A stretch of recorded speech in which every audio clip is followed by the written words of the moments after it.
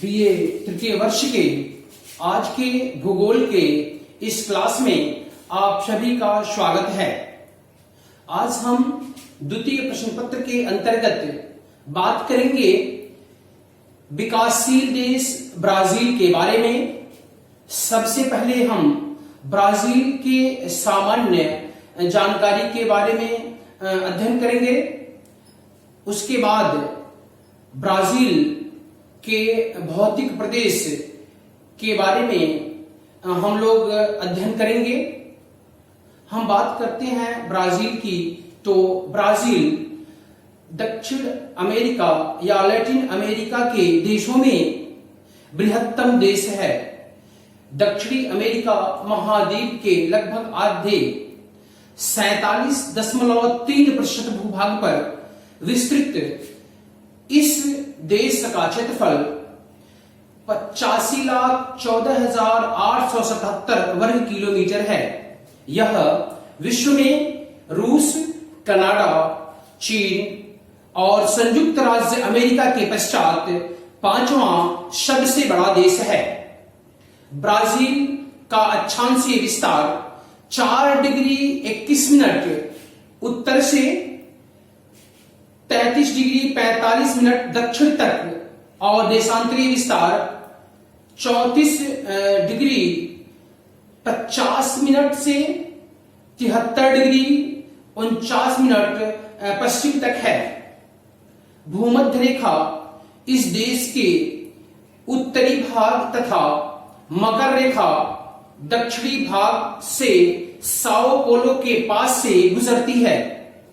Brazil की उत्तर दक्षिण लंबाई 439.48 किलोमीटर और पूर्व पश्चिम चौड़ाई लगभग 4,319.4 किलोमीटर है। इसकी उत्तरी सीमा पर French Guiana, Suriname, Guyana, Venezuela और कोलंबिया, दक्षिण में यूरुग्वे, अर्जेंटीना तथा पश्चिम में पराग्वे, बोलिविया और पेरू तथा पूरब में अटलांटिक महासागर है। ब्राजील की सन 2001 में जनसंख्या 17 लाख थी। इस देश में प्रति व्यक्ति सकल घरेलू उत्पादन $6,480 है। ब्राजील का मानव विकास सूचकांक 0.739 है, जिसके अनुसार यह विश्व में 79वें कोटि क्रम पर है। ब्राजील की खोज सन 1500 ईस्वी में पुर्तगाली नाविक पेड्रो अल्वारेस काब्राल के द्वारा माना गया है। 16वीं शताब्दी में पुर्तगाल वासियों ने इस देश का नाम डेरा क्रूज रखा था, परंतु 16वीं शताब्दी के उत्तरार्ध तक जब इस देश का पर्याप्त विस्तार हो गया तो यूरोप वासियों के लिए सबसे अधिक उपयोगी रंगाई उद्योग में प्रयोग की जाने वाली लाल रंग की लकड़ी के नाम के आधार पर इसका नामकरण ब्राजील रखा गया। सन 1889 में गणतंत्र बनने के साथ ही ब्राजील में राष्ट्रपति शासन प्रणाली अपनाई गई। अभी वर्तमान समय तक इसी व्यवस्था से शासन हो रहा है। वर्तमान में ब्राजील एक संघीय गणराज्य है, जिसमें 22 राज्य, 4 केंद्र शासित प्रदेश तथा 1 संघीय क्षेत्र है। ब्राजील की संघीय राजधानी ब्राजीलिया है। अब हम बात करते हैं ब्राजील के भौतिक प्रदेश की। तो ब्राजील के धरातलीय भूदृश्यों में दो प्रमुख भौम्याकृतियों की प्रधानता है। पहला अमेजन बेसिन और दूसरा ब्राजील उच्चभूमि। इनके अतिरिक्त उत्तर में ब्राजील गुयाना सीमा पर गायना उच्चभूमि पठार का सीमित भाग और पूरब में शकरा अटलांटिक तटीय मैदान भी इस देश की स्थलाकृतिक के अंग हैं। इस प्रकार उच्चावचीय विषमताओं के आधार पर ब्राजील को 3 भौम्याकृतिक प्रदेशों में विभक्त किया जाता है।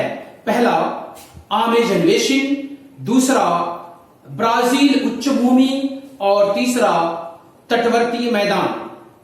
अमेजन बेसिन की अगर हम बात करें तो अमेजन बेसिन के अंतर्गत अमेजन एवं उसकी सहायक नदियों के बेसिन सम्मिलित हैं। उत्तर में गायना पठार, दक्षिण में ब्राजील पठार तथा पश्चिम में एंडीज पर्वत के मध्य स्थित इस बेसिन का अधिकांश भाग 200 मीटर से कम ऊंचा है। अमेजन बेसिन का क्षेत्रफल ब्राजील के कुल क्षेत्रफल का लगभग आधा है, जो 40 लाख वर्ग किलोमीटर है। इस मैदान का विस्तार एंडीज पर्वत से अटलांटिक महासागर तक 3200 किलोमीटर है। पश्चिमी ब्राजील में इस मैदान की चौड़ाई 1280 किलोमीटर और पूरब में 320 किलोमीटर है। अमेजन बेसिन का निर्माण अमेजन तथा उसकी सहायक नदियों द्वारा टर्शियरी युग में जलोढ़ निक्षेपों से हुआ है। इस मैदान का धरातल समतल है। इसका सामान्य ढाल पूरब की ओर है। अमेजन बेसिन की अनेक सहायक नदियां गायना पठार, एंडीज पर्वत एवं ब्राजील पठार से आकर अमेजन में मिलती हैं, जिससे बेसिन का जल प्रवाह प्रारूप पादपाकार हो गया है। गायना पठार से आने वाली प्रमुख सहायक नदियों में निक्रो, टम्बेटास, एंडीज से आने वाली नदियों में जायपुरा, आमेजोनास, जोरुआ, पुरुष एवं मदिरा तथा ब्राजील पठार से आने वाली नदियों में तापाजोस, टोकांटिस आदि विशेष उल्लेखनीय हैं। भौमिकीय संरचना के दृष्टिकोण से अमेजन बेसिन टर्शियरी युग से पूर्व गायना पठार और ब्राजील पठार के मध्य एक विशाल भूसन्नति थी, जिसका संबंध पश्चिम के प्रशांत महासागर और पूरब में अटलांटिक महासागर से था। टर्शियरी युग में आल्पाइन पर्वत निर्माणकारी घटना के फलस्वरूप एंडीज पर्वत का उत्थान हुआ, तो यह आंतरिक सागर के रूप में परिवर्तित हो गया। भौमिकीय संरचना तथा नदी अपर्दन प्रक्रिया के परिणाम स्वरूप बेसिन में 3 प्रकार के उच्चावचीय आकृतियां पाई जाती हैं। पहली आकृति नदी के दोनों तरफ 20 किलोमीटर से 50 किलोमीटर तक विस्तृत दलदलीय निम्न भूमि है, जिसे हम खादर कहा जाता है। खादर का क्षेत्रफल संपूर्ण बेसिन के क्षेत्रफल का मात्र 10% है। दूसरा जो है वो निम्न मैदान, जो जल प्लावन की अधिकतम सीमा से ऊपर स्थित है। इसकी सामान्य ऊंचाई 150 मीटर से अधिक है। तीसरा उच्च मैदान, जिसकी ऊंचाई 150 मीटर से 300 मीटर है, अमेजन नदी से दूर स्थित है अथवा उसकी सहायक नदियों के दोआब क्षेत्र में पाए जाते हैं। जो इसका दूसरा क्षेत्र है वो ब्राजील उच्च भूमि का है। अमेजन बेसिन के दक्षिण पूरब में ब्राजील के लगभग 1/3 क्षेत्रफल पर ब्राजील उच्च भूमि विस्तृत है। दक्षिण में ब्राजील उच्च भूमि का विस्तार उत्तरी यूरुग्वे में ही मिलता है, जबकि पराग्वे घाटी का ऊपरी भाग ब्राजील उच्च भूमि से भिन्न पराना पराग्वे निम्न भूमि के सदृश है। पठारी भाग की औसत ऊंचाई 1000 मीटर है। उच्च भूमि का मध्य एवं पश्चिमी भाग समतल पठारी है, परंतु पूर्वी भाग में अनेक पर्वत श्रेणियां तथा मध्यवर्ती नदी घाटियां पाई जाती हैं। ब्राजील उच्च भूमि में 3 प्रकार की भौम्याकृतियां दृश्यगत होती हैं। पहला, पूरब की ओर तीव्र ढालू कगार प्रदेश, दूसरा मुख्य समतल पठार और तीसरा अवशिष्ट पर्वत तथा पर्वत श्रेणियां। पठार की मध्यवर्ती पर्वतमाला गोयना पर्वत तंत्र के नाम से जानी जाती है। सियरा डी मार्क नामक पर्वत तंत्र रियो ग्रांडे डी सुल राज्य में स्थित है। एक दूसरी पर्वतमाला को सियरा डी मोंटेक्वेरा कहते हैं। ब्राजील उच्च भूमि की संरचना में रवेदार शैलें सर्वाधिक महत्वपूर्ण हैं, जो आंशिक रूप में परतदार शैलों से घिरी हुई हैं। पठार के आधे भाग पर आर्कियन युगीन शैलें पाई जाती हैं, जिनसे निर्मित मिट्टियां उर्वर होती हैं। एक छोटे भाग पर प्री कैम्ब्रियन भाग की शैलें भी पाई जाती हैं, जिनमें ब्राजील के अधिकांश खनिज संसाधन जैसे लोहा, मैग्नीज, निकिल, सोना, चांदी, हीरा, बॉक्साइट आदि प्राप्त होते हैं। लावा प्रवाह के फलस्वरूप बेसाल्ट जमाव से निर्मित मिट्टी टेरा रोक्सा कहलाती है। ब्राजील उच्च भूमि की नदियों में टोकांटिस, साओ फ्रांसिस्को, पराना तथा पराग्वे अधिक महत्वपूर्ण है। अधिकांश भागों में ब्राजील पठार अटलांटिक महासागर की तरफ तीव्र ढालू है। उत्तर पूर्व में सल्वाडोर नगर के उत्तर में पठार का तटीय प्रदेश की ओर ढाल धीमा है, लेकिन सल्वाडोर के दक्षिण में रियो ग्रांडे डी सुल तक तटवर्तीय प्रदेश की पश्चिमी पठारी भाग दीवार की तरह है, जिसकी ऊंचाई 790 मीटर तक है।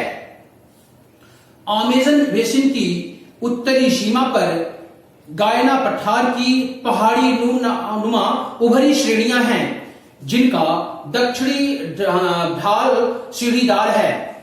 इन पठारी भाग को अपर्दन क्रिया ने अधिक प्रभावित किया है।